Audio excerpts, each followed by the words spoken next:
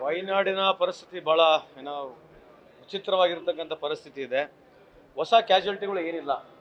ಅವತ್ತೇನು ಅಪಘಾತದಲ್ಲಿ ಯಾರು ಮಿಸ್ಸಿಂಗ್ ಇದ್ದಾರೆ ಅವ್ರದ್ದು ಬಾಡಿ ರಿಕವರ್ ಆಗ್ತಕ್ಕಂಥದ್ದು, ಅದ್ರ ಜೊತೆಗೆ ಯಾರು ರಿಹ್ಯಾಬಿಲಿಟೇಷನ್ ಮಾಡಿದ್ದಾರೆ, ಯಾರಿಗೆ ರೆಸ್ಕ್ಯೂ ಕ್ಯಾಂಪ್ನಲ್ಲಿದ್ದಾರೆ ಅಷ್ಟಕ್ಕಿಂತ ಜಾಸ್ತಿ ನಂಬರ್ಸ್ ಜಾಸ್ತಿ. ಹೊಸ ಕ್ಯಾಶುಯಾಲಿಟಿ ಏನಾಗ್ತಾ ಇಲ್ಲ, ಮಿಸ್ಸಿಂಗ್ದೇ ಈಗ ಕ್ಯಾಶುಯಾಲಿಟಿ ಆಗ್ತಕ್ಕಂಥದ್ದು. ಮಿಸ್ಸಿಂಗ್ ಇರ್ತಕ್ಕಂಥದ್ದನ್ನ ಬಾಡಿ ಹುಡುಕ್ತಕ್ಕಂಥ ಕೆಲಸ ನಡೀತಾ ಇದೆ.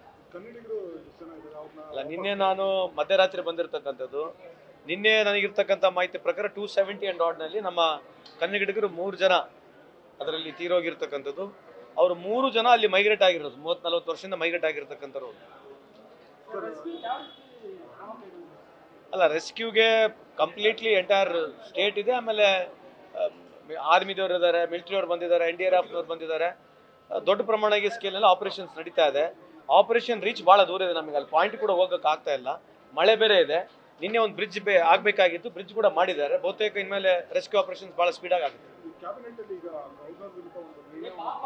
ಹೌದು, ಅಲ್ಲ ಮಾಡಿರ್ತಕ್ಕಂಥದ್ದು ನಮ್ಮ ಎಲ್ಲ ಸೀನಿಯರ್ ಏನು ಮಿನಿಸ್ಟರ್ಸ್ಗಳಿದ್ದಾರೆ, ಅವರೇ ನಿಮಗೀಗ ಕ್ಯಾಬಿನೆಟ್ ಬ್ರೀಫಿಂಗ್ ಮಾಡ್ತಾರೆ.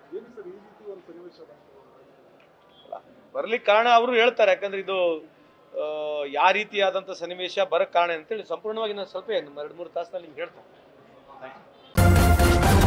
ನ್ಯೂಸ್ ಫಸ್ಟ್ ನಿರ್ಭೀತಿಯಿಂದ ನಿಮ್ಮ ಪರವಾಗಿ.